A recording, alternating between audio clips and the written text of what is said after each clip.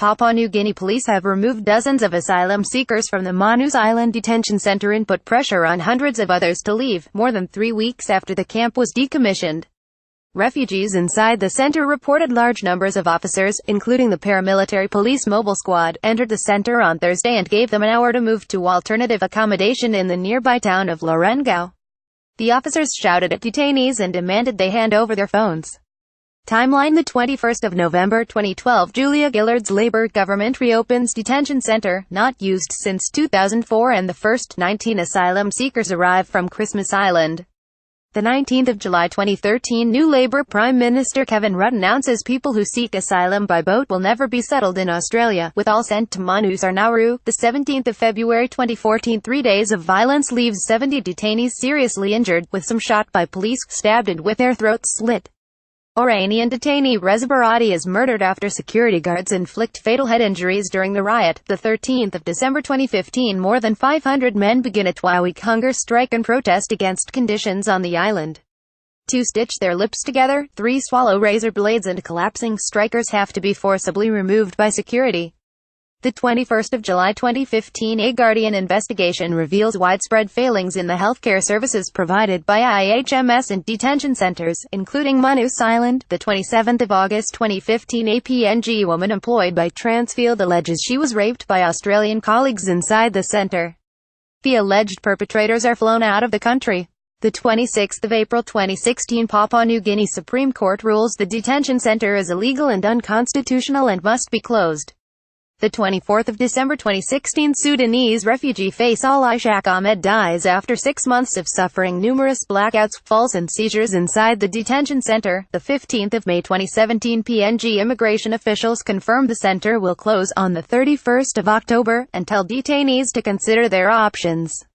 Over the following months, basic services are shut down around detainees, to encourage them to leave. The 14th of June 2017, the Australian government settles a class action, paying $70 million compensation to more than 2,000 detainees for illegal detention and mistreatment, but denies any liability.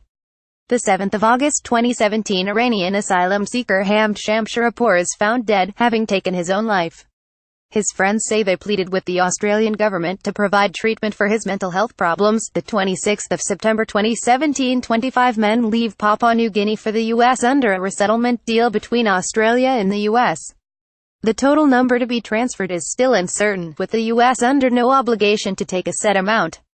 Thank you for your feedback. Water, power and food supplies ended when the Manus camp was officially closed on the 31st of October, based on the Papua New Guinea Supreme Court's ruling last year that Australia's policy of housing asylum seekers there was unconstitutional.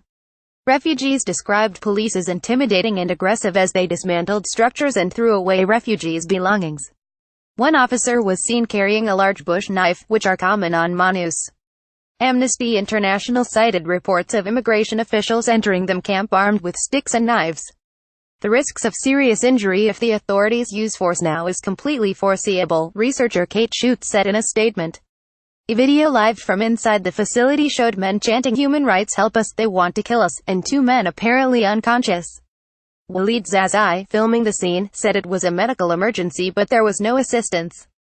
"We don't know if he had a heart attack, because he had previously problems," Zazai said of one. The second unconscious man had epilepsy, he said.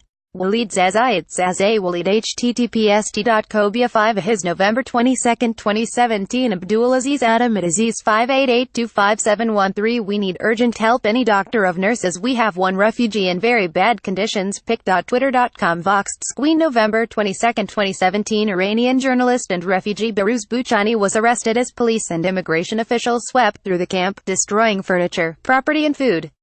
Footage shows Bouchani being led away, held by 2 uniformed policemen, and surrounded by several others. He does not physically resist. Other refugees said police were specifically looking for him.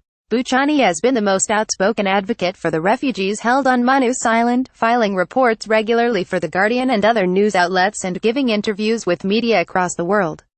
Abdulaziz Adam at Aziz 588257113 They are looking for me and Behrouz. They found him but they are not going to find me.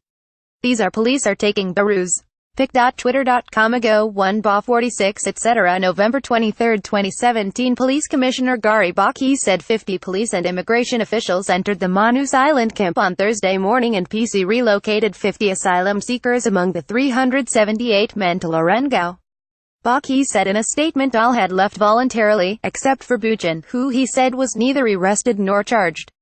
Australia's Immigration Minister, Peter Dutton, confirmed a police operation on Thursday morning but accused detainees of trashing it the old centre. "I think it's outrageous that people are still there," he told 2GB Radio. "They've trashed the facility, they're living in squalor. The Australian taxpayers have paid about $10 million for a new facility and we want people to move." He likened the situation to building a new house for tenants who refuse to move in. Dutton's repeated claims that the alternative accommodation units are ready and suitable for detainees have been consistently debunked by observers and published videos and photos of blocked toilets, bathrooms without water, and buildings still under construction. Detainees have repeatedly claimed they are not safe in the new housing in Lorengau, citing frequent violent attacks and a lack of security. Australia's Prime Minister, Malcolm Turnbull, repeated the messages of his immigration minister, and said the refugees should leave the centre and go to the alternative accommodation where several hundred had already moved. "They should obey the law and the lawful authorities of Papua New Guinea," said Turnbull. "There are alternative facilities that have been made available with food, water, security, and medical services." Turnbull also said those inside the centre were hoping to force the Australian government into bringing them all to Australia. "We will not be pressured," he said. "Our border security, the integrity of our borders is maintained by my government and we will not outsource our migration policy to people smugglers." Some refugees have taken shelter on roofs inside the decommissioned detention center. Some had been sleeping on top of shipping containers, in expectation the police would move in. "Walid Zazay Walid, they destroying all our property. They are so angry, and telling us leave our land first they said move to town, now more angry and telling us leave our land otherwise we will kill you." Police Commissioner Yapu said it's an order from Australian and PNG governments to move you out. Pic.twitter.com Ouya 7P4 Wixie November 22, 2017 Abdul Aziz Adam at Aziz 588257113 The police and immigrations are destroying Australian property. Pic.twitter.com Kavuchidra November 23, 2017 Abdul Aziz Adam at Aziz 588257113 This photo will show how peaceful we are and how we respond to the immigration and police to the violence and aggressive behavior. Pic.twitter.com 9 Lanok 3 Ixio November 22, 2017 Before his arrest, Buchani reported from inside the center that immigration and police started searching rooms and telling people move, and you only have an hour to move. Buchani said some refugees were building barriers to halt police progress, others were hiding. Baruz Buchani they are taking the phones and are very aggressive and are taking out some refugees who still remain in the rooms. Something terrible is happening right now, they are taking the refugees out of the rooms. November 22, 2017 he added they are destroying everything. Shelters, tanks, beds and all of our belongings. They are very aggressive and put our belongings in the rubbish bins.